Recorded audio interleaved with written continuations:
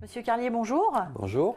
Merci de venir faire cette émission sur Studyrama TV pour nous parler aujourd'hui des métiers de la comptabilité.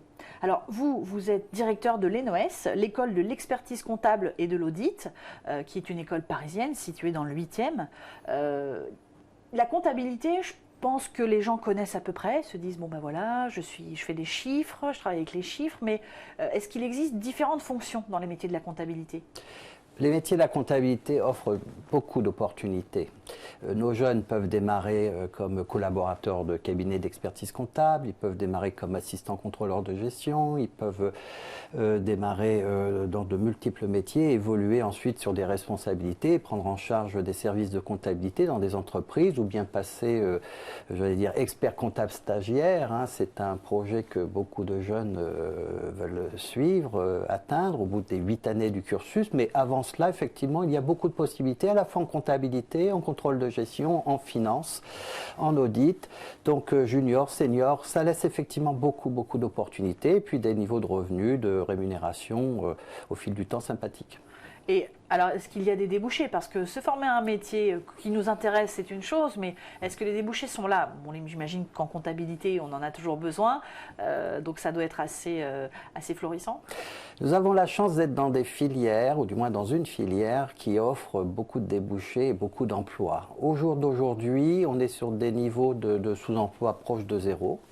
On est plutôt dans la configuration des entreprises, les cabinets de toute taille, petits, grands, très grands cabinets de taille internationale, sont en recherche constante de profils de comptabilité, d'expertise comptable et d'audit, tenu compte de leur technicité, de la rigueur qu'ils ont obtenue à travers leur apprentissage, et puis des besoins qui se présentent aussi en gestion de la paye, en social juridique, gestion de patrimoine, transmission d'entreprise, bref, beaucoup d'opportunités, aussi bien en fonction qu'en mission.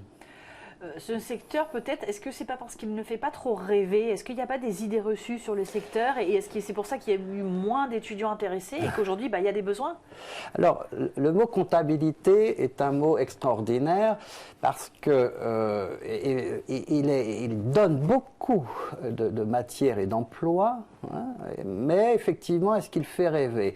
C'est un mot non pas malade, mais c'est un mot qui a besoin d'être relooké, rénové, redynamisé. Alors on aime mieux entendre expert comptable, commissaire aux comptes que comptable. Or, pour devenir expert comptable, il faut bien sûr faire ses armes dans la comptabilité et être comptable. C'est un beau métier parce que il offre, je le redis, beaucoup de satisfaction personnelle avec le contact du client, si vous êtes en cabinet, et puis la multitude de problématiques et de dossiers à traiter. Voilà, donc effectivement, les instances comme le Conseil de l'Ordre national des experts comptables est saisi de ce sujet. Il a lancé une campagne de publicité récemment sur la relation de confiance qu'entretient le comptable, l'expert comptable et son client, aussi bien en interne qu'en externe. Donc, honnêtement, une fois qu'on a dit cela, ça donne vraiment beaucoup de projets, de sens à nos jeunes et puis vraiment un avenir. Alors, les formations, il y a différents types de cursus. Est-ce qu'on peut revenir sur... Parce qu'en plus, on a évoqué des fonctions différentes qui nécessitent donc des niveaux d'études différents.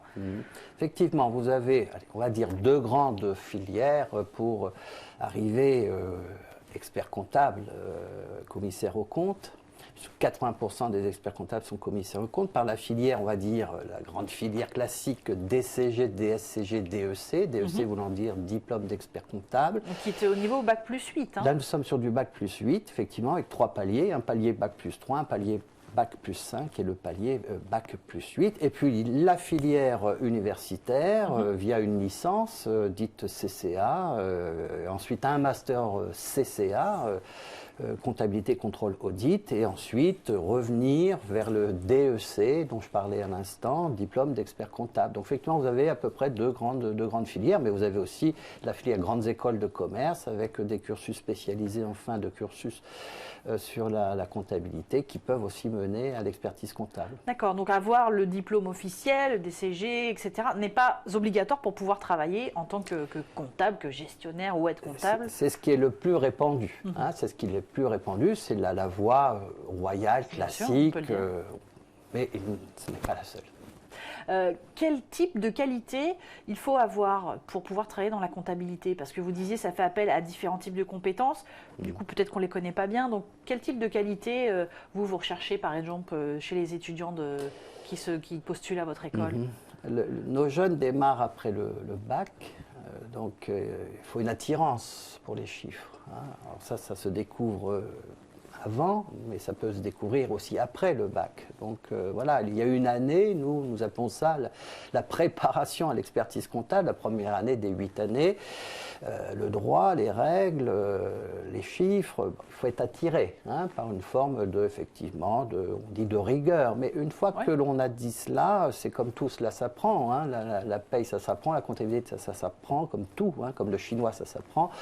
Ensuite, on attend des qualités malgré tout de communication, de savoir communiquer autour des chiffres. C'est pour ça que nous disons toujours à l'ENOS, les chiffres c'est bien, les mettre en scène c'est mieux. Et les mettre en scène, c'est savoir les présenter. Voilà, c'est-à-dire que quand vous serez amené à travailler avec vos collaborateurs ou pour votre hiérarchie ou pour votre client, si vous êtes en cabinet, lui communiquer un ensemble de chiffres, c'est sûrement intéressant, surtout pour les organismes fiscaux et sociaux, mais pour la personne au sens humain du terme, ce qu'on aime bien, c'est de l'interprétation, c'est ce qu'on peut en dire, le discours, qu'est-ce qui en ressort, quelle décision je vais prendre. Donc c'est pour cela que ce cursus est fort intéressant, parce qu'il ouvre quand même beaucoup de possibilités. Autour de la compta, de la finance, c'est une chose, mais aussi de l'entrepreneuriat, aussi du management, versus chiffres, bien sûr. Donc c'est vraiment une filière qui donne beaucoup de sens et d'avenir à nos jeunes. Et d'ailleurs, c'est ce que vous avez donc détaillé dans cet ouvrage aux éditions Studirama, faire de la comptabilité son métier. Oui. Donc, eh bien voilà, pour les gens qui sont intéressés, je pense que c'est un bon outil de base. Écoutez, merci pour, je vous en prie. Merci pour votre intervention.